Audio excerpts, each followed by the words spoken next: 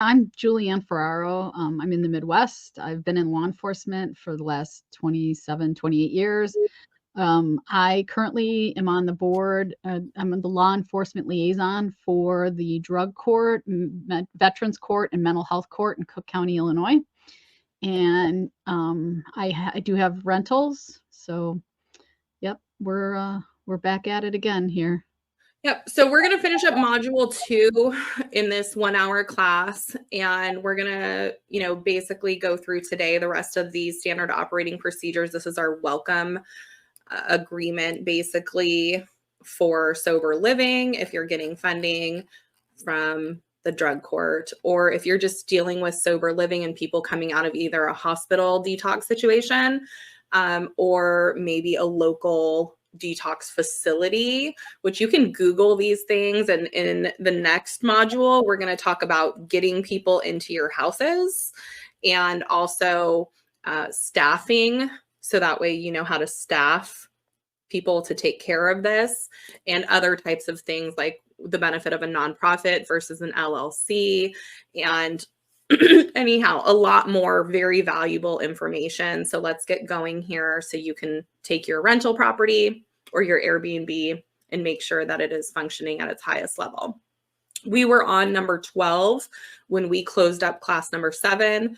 You can see here that is curfew is at 10 p.m. for the house, Sunday through Thursday, and 12 midnight on Friday and Saturday. Julie, you had mentioned, right, we were talking about overnight passes, and I was saying that at Katie's House Foundation, people, would ask for overnight passes when they were just brand new, fresh, sober, and we would not grant those for 6 months. And do you have a time frame that you guys look for at the drug court, 6 months on an overnight pass, or what? Well, again, I think I've mentioned in other classes, but I'll start here because this is we just started fresh here again. We usually go in phases, phase 1, phase 2, phase 3, phase 4. So I definitely, phase 1 is obviously just the start, and phase 2 is like so many days sober, 90 to 120 days. So I definitely think that those 2 phases, the first 2 phases, are the most critical in the sense that they're going to relapse, and we expect relapses. So, granting those overnight passes isn't a great idea. I'm not sure how your SOPs handle midnight shift if they're working. That would be the only thing that I would say that I would even consider on a phase 1 or phase 2 person would be if they were actually employed overnight.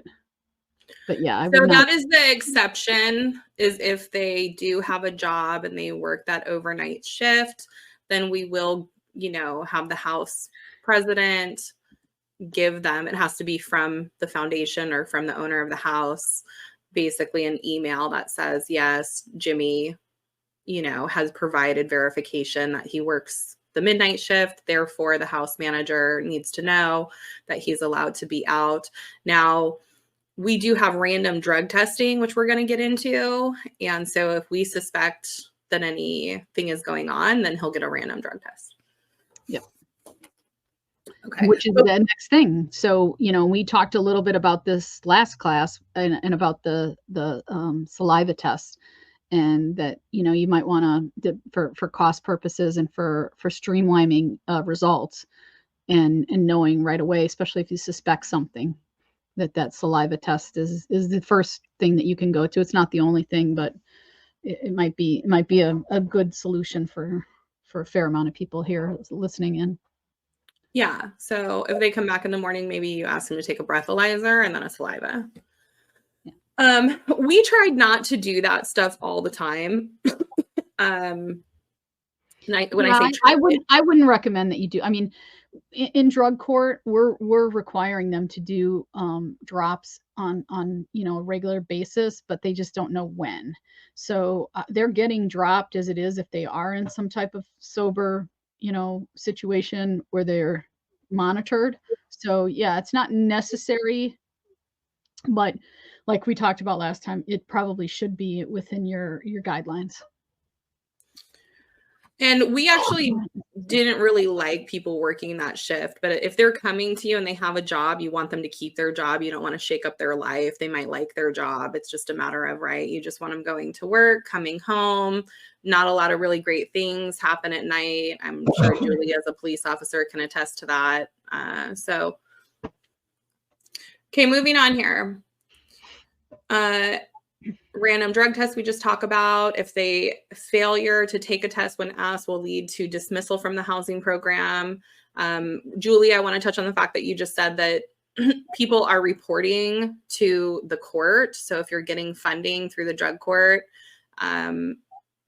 or even sometimes you'll get funding from wealthy parents or grandparents, they might ask to be given the results of these drug tests. So normally people are reporting to someone else. You, as the operator, are not a social worker, and you should probably make that clear that you don't provide funding and you don't provide social work. We do have occasionally sorry, we do have occasionally some people that will go, there's obviously special programs for inpatient care, and those inpatient care will test, and that's part of their costs. Okay. If we're running a boutique shelter, we're out of phase 1 and phase 2. We're not, that's not part of our funding. We're not spending the money to show that. So the courts will actually drug test. So you can ask the results, but you have to ask from your tenant. Got it. Rooms and vehicles can be inspected at random. Vehicles need to be operational and used. So what you don't want at your house, right? These are supposed to be houses in B-class neighborhoods, solid B-class, if they are people who are previously affiliated with selling drugs or in possession of drugs or around people with that kind of a background. And so what you don't want with 8 people living in a 4-bedroom house is everyone bringing over their broken down cars and filling up the street with a whole bunch of car parts and oil. And that's what this number 15 is speaking to. A lot of them actually won't have driver's licenses, which is why they need to walk to a bus stop. So you want to make sure it's not right outside the door and they can walk to it. So we write in that, everyone has to be courteous and responsive. These are all just CYA at that point, like number 17. But some people might not have grown up in a house where that was the expectation. Physical violence or threats won't be tolerated, and, they can be dismissed from that. Our insurance is for adults. And so we're not talking about a landlord insurance policy. We're talking about running a sober living facility, and not a commercial facility where you have to be credentialed. But in our case, which we're going to get into insurance in module number 3, we're talking about the fact that we have a halfway house shelter policy, and it says they have to be 18 years and older. So we're not taking minors, even though in the state of Alabama, you have to be 19 to be an adult. And so there are some states, I guess, that have, these different kinds of rules. We actually do allow for minors with their parent. And so you might end up having people that want to have guests over or their children over. In sober living, that's generally a hard no, because you don't want triggers, or you don't want to put children in at-risk situations. Julie, do you have anything on that topic? Yeah. If they're, wanting to, obviously, we talked about having a little bit more of a focus on your house.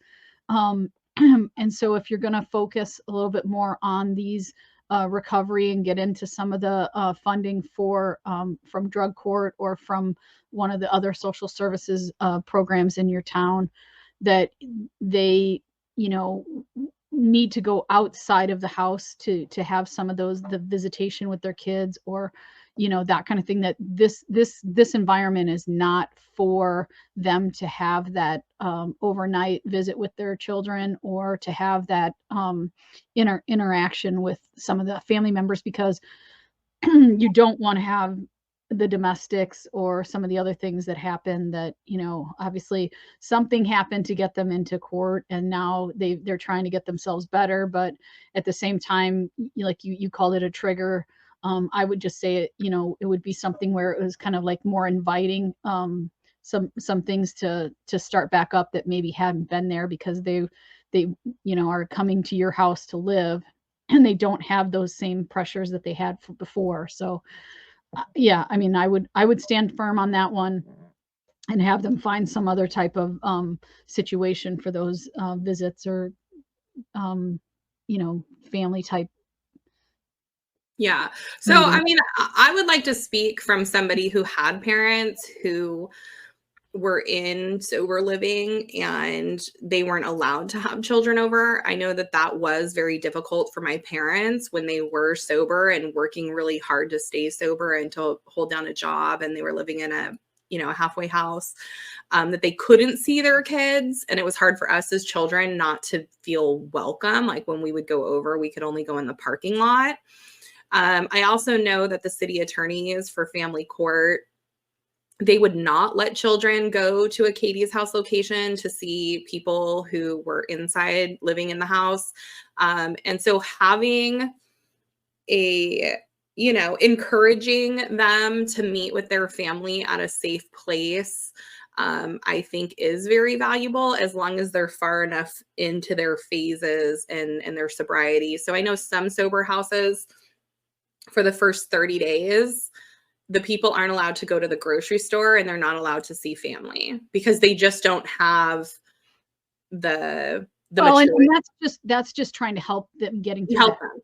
them. I mean, because anything can, like, I mean, think about it, just as simple as driving by a fast food place on the same way every day, that you're so used to doing that, and that was so comforting to you, that, those are the kind of things we want to kind of take them out of that environment and put them in a different environment. And that's why you talked about, like this so you and I both know that, one of Katie's houses right now is not in the best neighborhood, and it's not in, the best place that could be for certain housing. So we're not targeting that house to be a halfway house for drug or alcohol, because that's going to be an easy environment for them. But it's not a hard environment for somebody on a fixed income that doesn't have those addictions. So yeah, you definitely want to try to kind of keep them in their lane when they're in those first two phases, at least, if not even the third phase. Absolutely. And real quick, I want to talk about the fact that now we're mentioning the word halfway house. And I actually had a conversation with Yelp, my account manager over at Yelp last week, because we have been moved under the halfway house category. And I'm perfectly fine with that. They don't have a shared housing category in most online, like Google My Business or Yelp or some of these other directories. And so I do want to speak to the fact that I actually had to look up the definition, and that appeared to be more related to people coming out of drug court or out of the justice system. And the connotation there is that maybe they do report to the police or somebody else, whereas a shared house is roommate living. But as it relates to what we're doing, which is social impact, we're talking about social services. So not just roommate living where you go on Craigslist or Pad Split or, there's some other one, homeroom.com. There's a couple of these kinds of sites, roommate.com. That's just your average people, who may or may not be looking to rent a room, versus those might not be at-risk individuals at all. Even like traveling nurses. I would not, at Katie's House Foundation, we don't really advertise ourselves for traveling nurses. Those people are in a fine situation. We're talking about people who don't have any other options. And so like they've burned all their bridges, or they're being told that they have to live in one of these houses. And that's why it's important to take a failed Airbnb or a failed rental or something underperforming and make it available for social services. So let's keep going here on required house meetings. You can do in a NAR, which is the National Alliance of Recovery Residences. You can look that up. Not every state, most states are starting to have a NAR board of directors. And we had talked about looking at their standards. For a level 2 house, you can actually just have one meeting, which would be your Sunday meeting, house meeting. You don't have to have these other meetings, but I'm sure, Julie, you're going to chime in a minute and talk about, does drug court require that they go to one AA meeting every day? We talk about drug, whether it be drug, alcohol, even mental or veterans, because a lot of times it kind of, coincides with what their addiction might be, what they might have other issue. They really do require actually that they either do a AA or a Narcotics Anonymous, and that most importantly that they get a sponsor. And that's the kind of thing where, without going to these meetings on a regular basis and getting that sponsor, and I think that's hard for some people to get a sponsor, and other people it's semi-hard, but it's not easy. So everybody's required to get a sponsor. So to answer your question, there are a lot of Zoom meetings, but we do require people to go in person, because you can't get a sponsor without meeting people in person a lot of times. So yes, having what you see here as a standard operating procedure, I would say not to be loose about how you want your house to operate. So a level 3 NAR house, normally, I'm just letting you know, those are very strict houses generally, and they normally have someone who's credentialed who comes into the house and does some therapy, or does check-ins, and that's a paid professional, along with busing people around. That's a level 3. And so I talk about Katie's House Foundation in sober living being a level 2, but you still need to be strict and very clear in your house meetings. And if you're getting funding from the drug court, what Julie is saying is they must have a sponsor. And in order to get a sponsor at NA and AA, they need to go in person. And so if you want to write your house rule to say that you have to do a Sunday house meeting when the house manager or house president calls for it, whether they live there or not, because in a level 2, they don't need to live there. Even a level 3, you would have to double check if they have to live there, but I don't think so. It's better if they do, so they have a pulse. But then you might want to say you have to go to one in-person AA meeting or NA meeting, and you must have a sponsor. And so I'm letting you know that we did get a lot of pushback from people who would say, I'm working full-time, and then I'm having to go to therapy for intensive outpatient IOP therapy. And then I also have to go and get my medical check-ins. And they just were having a very tough time with going to meetings. And so we started with 5 meetings, 1 per day, except for Saturday and Sunday, unless it was the house meeting. And you have to be super clear on this, so that way everyone else is clear. And we're going to talk about giving to the house manager like a check-in, right? They have to give them a slip that says if they went to a meeting. Yeah. So, we give them a log, and we expect them to go, whether they're having these meetings at the house or if they're having to go elsewhere for the meeting. I mean, typically AA will have like a normal place that they always meet all the time, and people are welcome to hang out there all the time. So, it's the transportation piece, right? It's whether you're requiring these people to show you logs that they're going, or they're actually having it at the house, would depend on how you're running it. Yeah.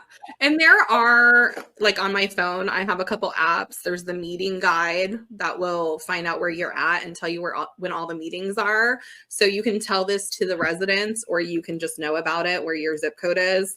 There's also an I Am Sober app. There's a Sober Sidekick. So there are and you can actually do meetings through, I think, the Sober Sidekick. Like you can actually say, I want to get on a meeting right now. That's a virtual meeting. So there are these things where, It depends on who the people are, but if you're in these phases where they must go and have somebody, they have to have a slip to prove that they were there. Yeah. Okay, so the weekly house meeting, if you have a house where people are not buying their own hand soap and their own tinfoil, right? You're going to have 8, let's call it 8 people live in a 4-bedroom. Are you going to have 8 things of tinfoil, right? They're sharing a kitchen, and also they're not allowed to have food in their bedrooms because your bedrooms might be 10 by 10 and you have 2 people living in there. You have 2 beds, 2 dressers. You don't want food in there anyway for bugs.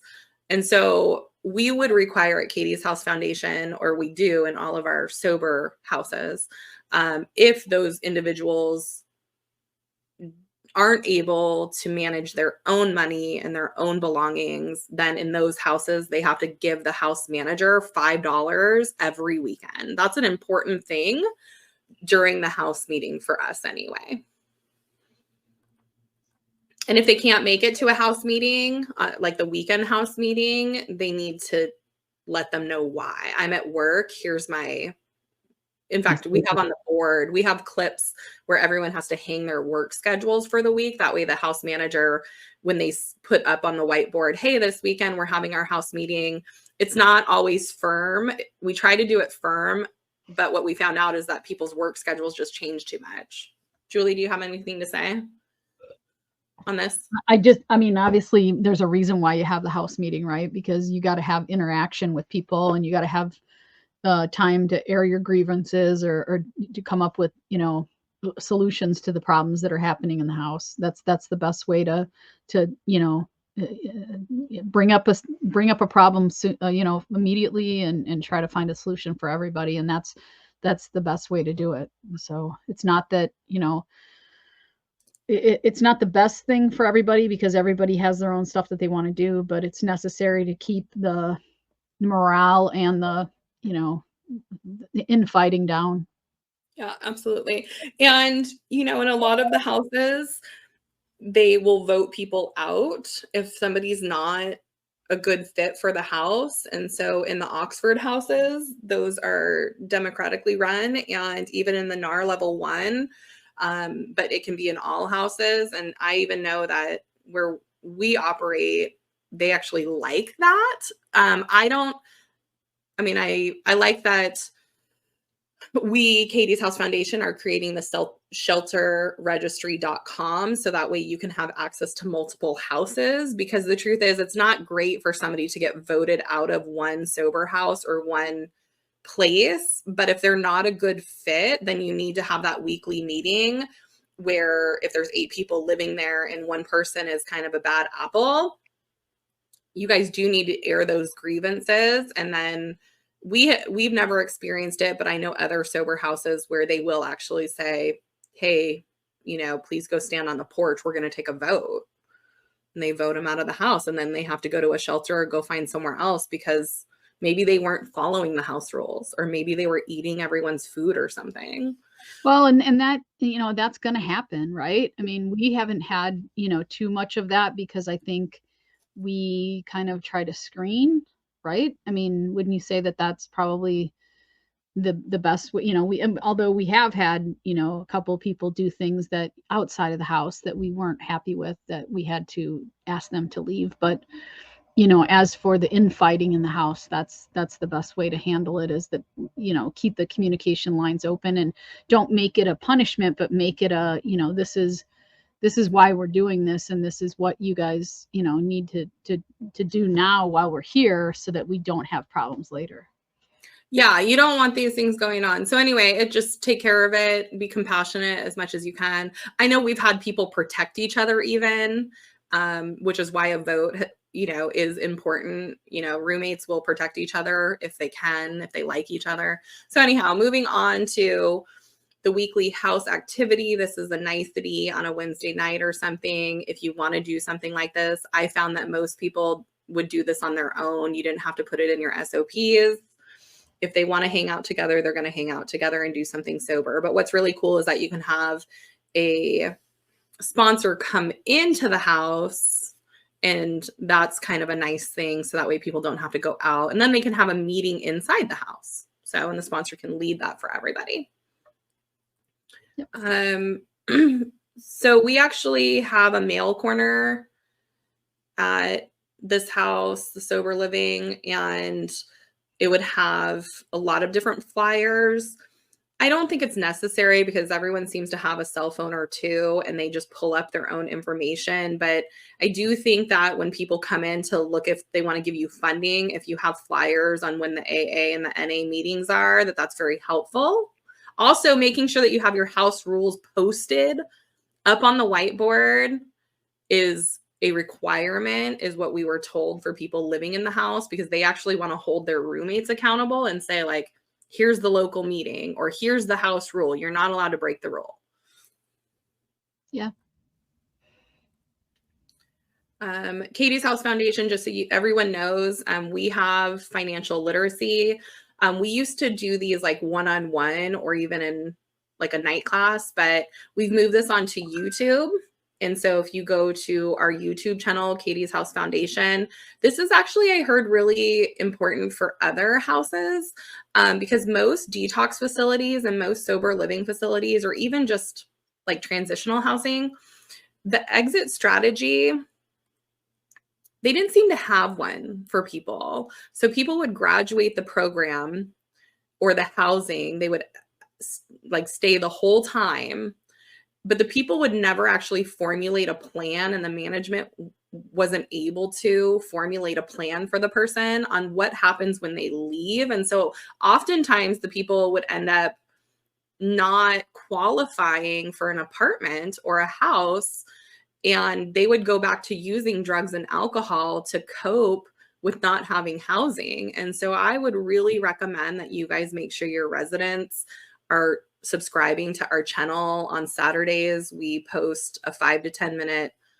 very short lesson plan that we want them to do for the week and hold themselves accountable. So that way they can, when they exit your program, you don't want them to fail. In fact, in some cases, the funding requires, like, I know hospital to housing funding requires a 65% success rate and no more than 20% failure rate. And so what that means is that, I think I have that up here on page 1. Let me see. This is really important, you guys. Measurable impact. So how are you going to have a measurable impact if you're taking funding? And this is why we have this channel. I just want you guys to know about it. Well, and don't forget, if it's old, like if this is a little bit down the road, we're going to have those lessons in there. They just have to go back to the beginning of the episodes, like the older episodes, but they're in there, they're in order, and you'll be able to actually, prove that by showing that these are, structured after a class that we offer, paid class that's offered as well. Yeah, I mean, the paid class is going to be where we hold them accountable for the homework and actually help them write out their budgets and stuff. We're not going to have a paid class for quite some time. It'll be similar to this in format, but the free class, I would suggest that if you have a house, you have your residents sit together and then you give them credit for attending that 10-minute class on Saturday and doing the homework and turning in the homework, because you want to see that when they leave, they stay right? They stay sober. And you can tell all the judges and all the people, 70% of people or 90% of people who come through our house stay sober. That's quite a big, important thing. Yeah. And having that ability to have them follow along with that and to turn in that homework or have it accountable for, whatever program they're in is also something that they can, kind of get a little bit more, free kudos for in their recovery for, and whether it be in the justice system or, just the alcohol and drug program too. For sure. I know that the judge loved that and her people love that. Like, oh, wow. And also they like that it's online, because of everyone's schedules being tight versus like, having to go and get on a bus and bus an hour away anyway. I know that people really love that. So I'm glad that we can offer that for free. Okay. As far as Matt, if you're taking medically assisted treatment, normally you can call around or you can email us at Katie's House Foundation and ask us who we're, working with. But a lot of times they'll give you free medically assisted treatment prescribed by a doctor if they take the group therapy in your city. And it's the drug makers who are going through and offering this because they want the data on the people. And we take Matt as far as just we want people to get medically assisted treatment in order to stay off drugs and alcohol. It's up to you if you are going to be willing to allow people to have medication inside of your house. And that's why we actually do have private safes that are attached to the dressers to make sure that if they have a bottle of pills, which they take in case some of them get a shot in the arm, but if they're taking a pill that basically, right, when they're taking that pill and then they drink alcohol, it makes them violently ill. So it's a deterrent. They don't want to drink alcohol when they're taking that medication. Right. So that is something that some houses require that they get Vivitrol, the shot, in order to live in the house. And so you would want to get a check-in that they went and did that. So a slip. Financial policies. These are super important. $200 non-refundable per week per bed seems to be the going rate, even in, areas where they charge only $1,200 for rent for the whole house. We can charge $200 to the drug court per week per bed, and we bill them monthly. So that's about $860 a month for the one bed, and you can have 8 beds, and that's just very typical. Now, what they won't do is they won't pay an upfront fee, at least not in Alabama, but I know in some other states, maybe their funding allows for an upfront fee. I would say increase your bed rate instead of doing an upfront fee separately. Yep. And this will oversee, this will coincide with other type of boutique houses like, something near a private school, university type things too, where same kind of, you're working with the school, but you might more have like a private pay. So I would, instead of doing a fee, I would just do a higher bed rent. Absolutely. And also, if they send you over agreements and it talks about insurance, they do ask sometimes for specialty insurance. We'll talk about insurance in Module 3. So anyway, we'll get into some of those drug court contracts, at least that applied to us and their insurance. So only because they wanted like $15,000 a year or $25,000 a year for insurance. And I'm just saying they would not pay for that. And you don't even need it in most cases. So we'll keep on moving on here. Rent must be paid with a credit card or debit card by Sunday at midnight on our website if it's private pay. So this is like if somebody, a grandparent or parent was paying for their for their family, or if they're paying for themselves versus, like I mentioned, the drug court, we would just send them an invoice. Each resident is responsible to cover the cost of their own food, transportation, medical, phone, etc. We did align with food banks, but you don't have to do that. That does put a lot of work into whoever has to go to the food bank. It is helpful though if you want to have your house manager do a weekly run, but let them make a connection with a church. They probably know of one, and then have them just go and run over there. I know that when we have rice and beans, that's really helpful that we have a shelf. It's our bottom shelf actually. And so people who are just brand new to the house, will tell them this is and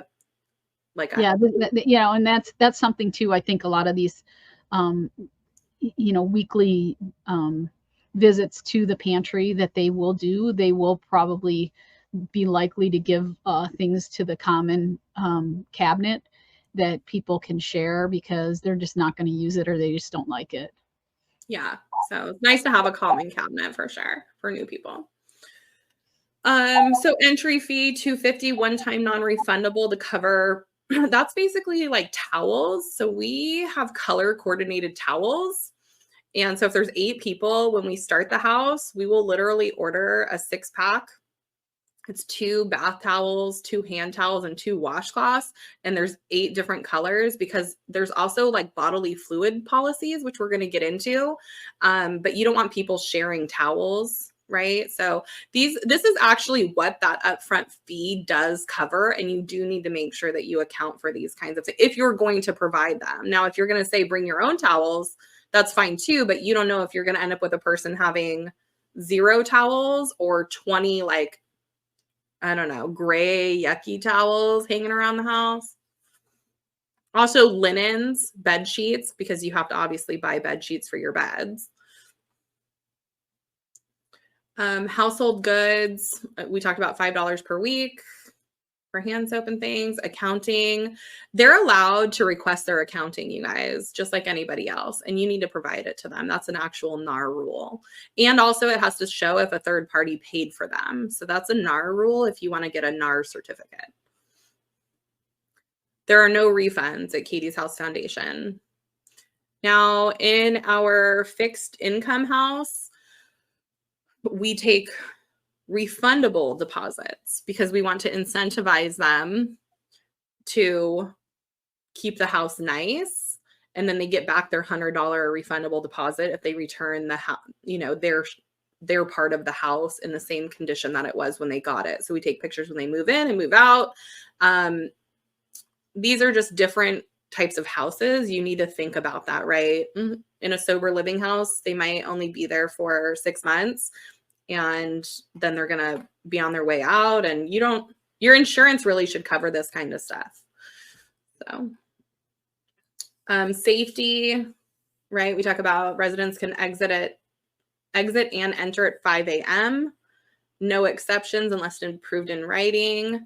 What we don't want is people coming and going at 3 o'clock in the morning and accidentally leaving the door open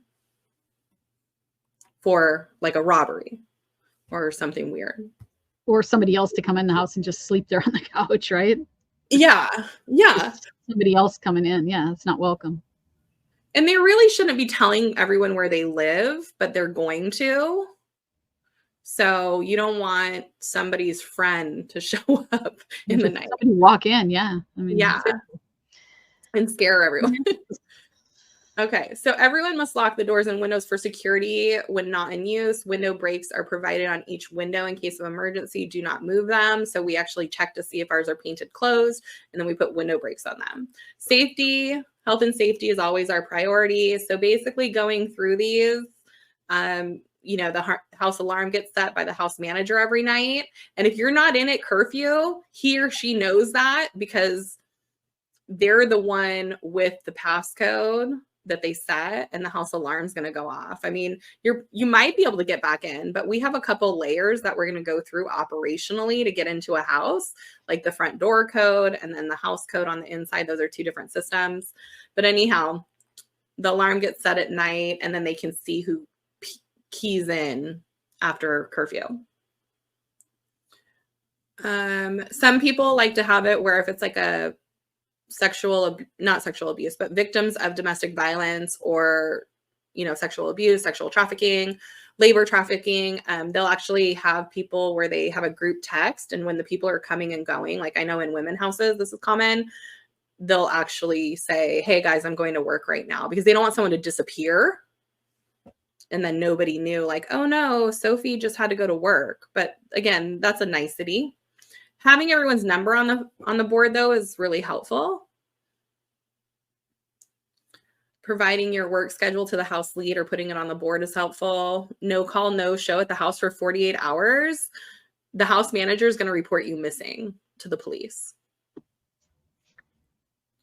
One night, no call, no show is going to result in a drug test and a serious discussion about communication, because where did you go? Again, people are worried about you. They should be anyways. But other people just leave. They just go MIA and they don't come back and nothing's wrong. But then you have an empty bed that you need to fill, and you're not a storage facility. And you have the delay, right? Because we're not sure. Yeah, you're not sure.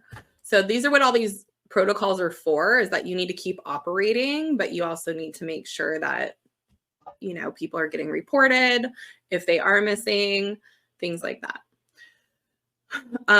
This is why having a Ring doorbell is really helpful too, and having these security systems, not because you're trying to watch people. You don't need to even really talk about it. It's just like, hey, we have security for everyone's protection, but also if someone doesn't come home, then you can verify. Drug tests are administered at random. We already talked about that. If 3 in-house drug tests, we might use 3 of them to validate. So that's how we have this written. I want to let you know this number 2 for THC and marijuana, because the urinalysis, it'll still pick it up for 30 days. And somebody might have went to a program and they might be clean for 21 days when they hit your front door. And then they're still going to pop positive for marijuana. So I think it's really great that Julie, you and I have just discussed that doing a urinalysis is really not the best way to go about this. Well, and we talked a little bit about too, you know, like obviously we know it costs money, you know, and we have to choose how we're going to use those funds. And I think that, you know, like just with my experience dealing with some of the drug court and having, you know, a lot of these tests are, you know, they come back super late. We don't know. I mean, the court date comes and goes and we don't even know if they tested positive. And then when we get it back, we have to confirm it, and the confirm takes time too. So I you know, yeah, sometimes the urine one is just not exactly what you think it's going to be. It takes a lot of time to confirm and do stuff. So I just think that the immediate, you know, and again, I'm coming from the law enforcement side, but you know, your house manager is going to be able to kind of tell what's going on with this person and what their actions are. And you know, the refusal or the, you know, taking the test, you don't want to walk and go in the bathroom and watch somebody pee. So it's just easier for you know, but again, if you're doing some of the NAR stuff and you're doing a little bit more technical stuff, then you will have to do some of these other tests. But if you're offering these at the phases that we're discussing here, I don't think that, you know, having some of these tests done all the time is really worth the money, if that makes sense. Yeah, I would agree. That's why it's important to pick your level and to know what you're getting into if you're doing sober living, because you don't want to just say like, everyone come in my house because you're trying to get recovery. And then it turns into mayhem. And who are you testing and what kind of test and is it valid? And yeah, all these things. So let's keep on going on here about number 4 is a relapse policy. So we had a 1 relapse policy, which means that if you do use drugs or alcohol one time and you come up positive in either your drug court testing or in our house testing, but you say, listen, I'm super sorry. This is the resident, right? I'm really so sorry. I really want to stay at the house. You know, they do make mistakes. They do relapse. And our policy was, if you wanted to, you know, we can talk with you and work with you as much as possible, or we could refer you to a higher level of care. And again, our shelterregistry.com, when this comes out in October, is going to be really important for us knowing who has an open bed in a level 3 or a level 4 or even a hospital, because, you know, they might need to go to detox for 5 days, depending on the level, or I'm sorry, the drug of choice. And so what that means is, like, if they used at Katie's house, if you relapsed on meth or crack cocaine, we would actually not allow the 1 relapse policy versus marijuana or alcohol, because normally that's going to have a different result if they're on cocaine or meth. They need to go really to medical detox again.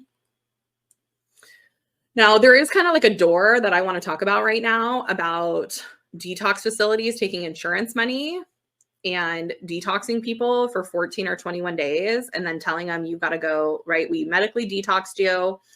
Now you need to move out and go live somewhere in a halfway house, or I don't care where, go back to your mom or whoever. and then maybe they come to your house and stay at your level 2 house, and then they relapse and they go back right away. We've had this happen to the facility from which they came. And I don't know, Julie, do you think that's a reflection on us or on the person? My biggest thing is it's the person and the environment, and the environment that they're choosing to put themselves in. And it's one thing when you don't have access to something and then getting access to it, because if you know alcoholics, they'll say to you, I'm going to be sober for 100 days, and that 101st day they're going to want to go drink because they've given themselves that time. So sometimes these people, they say, I'm going to be sober for 60 days, and they're sober for 60 days, and that 61st day is the week after they moved into your house, and they'll drink. So a lot of times it's the environment, and it's a lot of times the person. It's the stage they're in and what they're going through. And people go to rehab 20 times. Yes. Sometimes. It's a personal thing. It's like nobody's pouring that down their throat. It's not, we're not pouring it down their throat, so it's definitely, they have to decide that it's time to not do it anymore. And a lot of times, like I said, they'll make that personal goal that they have that timeline in their head, and at some point that timeline goes further and further out. So what we found is having a lot of supports, like the apps, going to the meetings, hanging out with your sober friends, having a goal like, buying a house or buying a car, which means you have to go to work because you have to save money. Spending your time pulling your credit report or tuning in to, some people might call it our boring 10-minute class, but the truth is that it's hugely beneficial and it's free on YouTube. And if they listen in, that what we're trying to do is we're trying to keep them busy and keep their eye on the prize, so they're not focused on using, although they do have triggers, like you said, Julie, driving by that same fast food restaurant or that same liquor store that you used to stop at and pick up a bottle of vodka.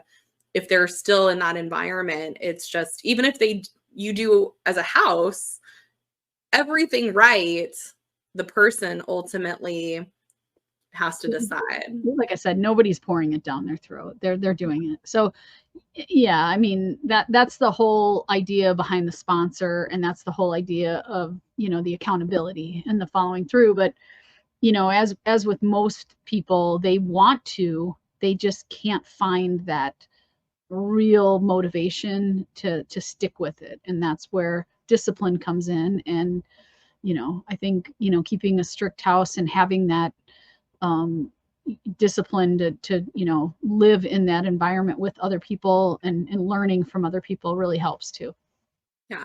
One thing I'll say from a personal note, because my little brother, I'm sure he wouldn't mind me sharing, but he gets moved around a lot in, jail, a detox facility, a halfway house, a sober living house. And having a length of stay that's short makes it hard, I think, for people to stay sober because they're constantly in moving mode, like literally picking up their things and moving versus in resting mode and saving money. And so that's just something to consider, is that if you're always shaking up somebody's life, even inside the house, you don't want to do that, right? You really want to give them the ability to have some peace and not be poking at them all the time. But let's talk about bodily fluids policy. I'm not going to go through this too much, but I do want you guys to read this page. It's number 6 of this particular agreement. And, talking about bodily fluids, you got to just make sure that you have some gloves. If you do a search on somebody's car or room, you probably want to have some gloves. Here again is about the urinalysis, the oral. This is just, CYA kind of stuff. And also, of course, for their protection.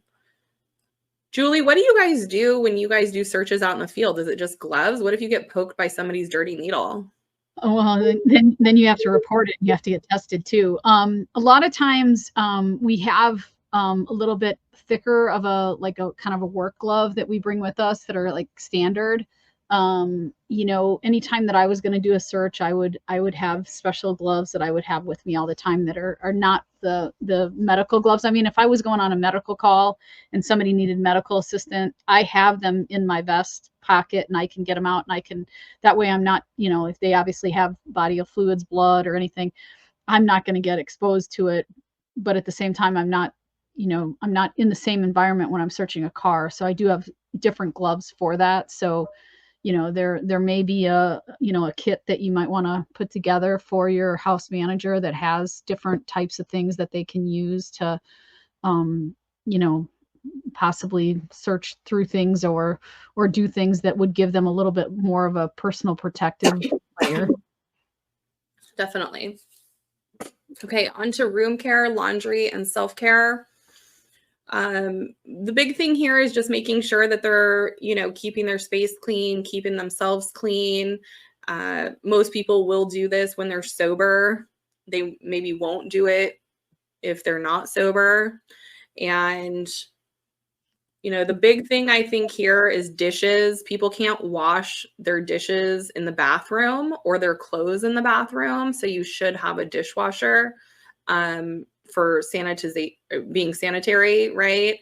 And then also you should have a clothes washer that they get assigned, like on the whiteboard. This is why we have whiteboards on our list, because if you have 8 people living there, you'll want to say Jack gets Monday mornings, or right, you put all 8 people up there so they can all know when they have to wash their clothes, dry their clothes. But like towels, even, we have a towel rack that they can lay their towels on. And again, they're color coded. But the dishes is a big one, because people sometimes will think, oh, I'm just going to, like, I don't know, in the kitchen sink. This doesn't happen with us, but I know other houses, people will try and do their like carrots in the bathrooms, like food, right? Peas and carrots in the bathroom sink. You can't have that.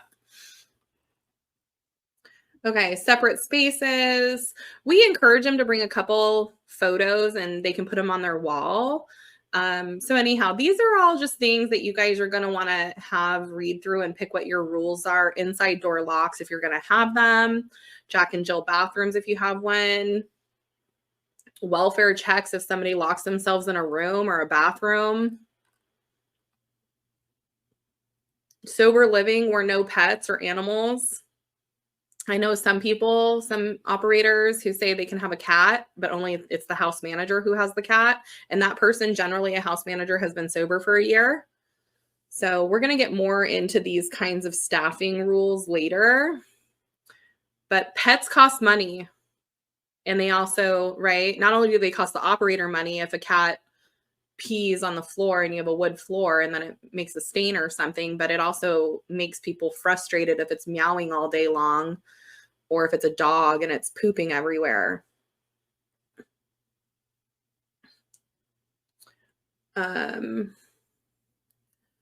So utilities and garbage, right? Somebody has to take out the garbage every week. You have house chores. Setting the temperature inside the house can be done by a vote. Maybe some people run cold, some people run hot. Right now, we just do 75 degrees year round, and we have a lockbox on it. And put on a sweater or wear a tank top is what we do. And that's sometimes better because they know that it's never going to go up or down. Yeah, so and then your bill. What it's going to be, yeah. Anything that they leave behind, you know, gets donated to the nearest church. This was our initial policy. Our policy right now is a little bit different, but it's still in line. Basically, you're not going to hold things. Some people will hold things for as long as 20 days. You'll want to look at your state and see if there's each state will have certain requirements. I know Wisconsin is required to keep it for 30 days. So, okay.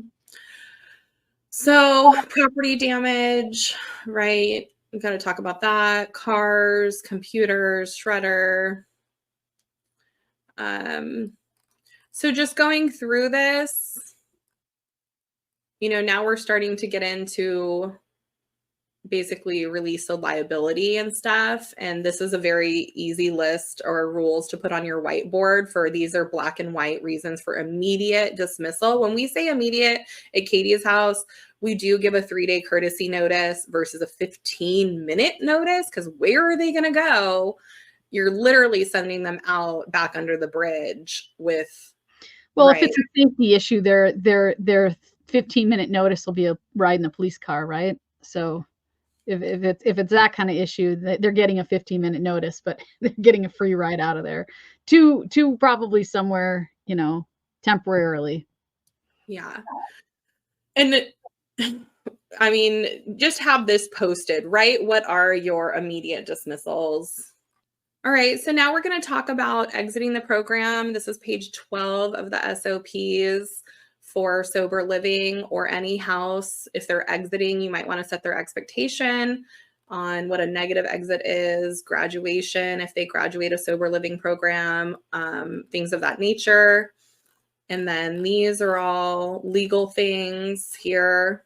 And now I'd like to transition on to 2 different Excel spreadsheets that we use. This spreadsheet is used for the house manager, house lead, house president, whatever you want to call them. We call people right now a house president, and either they're paid or unpaid volunteers, but they just live there for us anyway. And when somebody is approved to come into your house, so they've gone through the application process and they've paid, then we ask our house president to go through this checklist with those individuals. Julie and Drug Court, do you guys have any particular checklist that you want used? No, we actually, I was going to ask you, do you send this to the house or to the property manager then, because they're checking in and this is part of their fulfillment to enter in, or we just require to know that they have housing somewhere. So we're not checking what the house rules are, the SOPs or anything like that. We don't share this Excel spreadsheet with anyone externally. This is just a way for the house manager, not the property manager, but the house manager who lives there or doesn't live there, but who is responsible for giving drug tests and making sure that the person is welcome into the house. They pass the drug test, and then they know which bed is theirs, what their assigned laundry day is, and so forth. If a person does not pass 2 drug tests at the time that they show up to the house, then they will not be allowed to unpack. Okay. So yeah, to speak about, we don't really have any requirements for where they're living, or if they're in a house program or non, servicing in the house. Okay. We do have another checklist that I want to share, which is the weekly house manager. This is when they do their weekly house meeting, and the house manager has this. These 2 Excel spreadsheets are a way for the house manager to communicate with whoever is operating the house. And so he would mail this to us every week or email it. And it just lets us know who's been attending their meetings. And then also if they are, having things go wrong, like if they had a vehicle inspection, or even if they're on an overnight pass, something like that, or if they're unemployed that week. And so Katie's House Foundation, or an owner of a house, if you're operating your own house, you're actually not there inside the house, right? So you need to just have a way for somebody to tell you what's going on, because if you're taking funding from the government, for example, or from a third payer, they might call and ask you what's going on with that person, and you're going to want to know, right? Yeah, and you probably will have grant requirements, so some of this stuff would be good factual basis to put in with that grant requirement. Absolutely.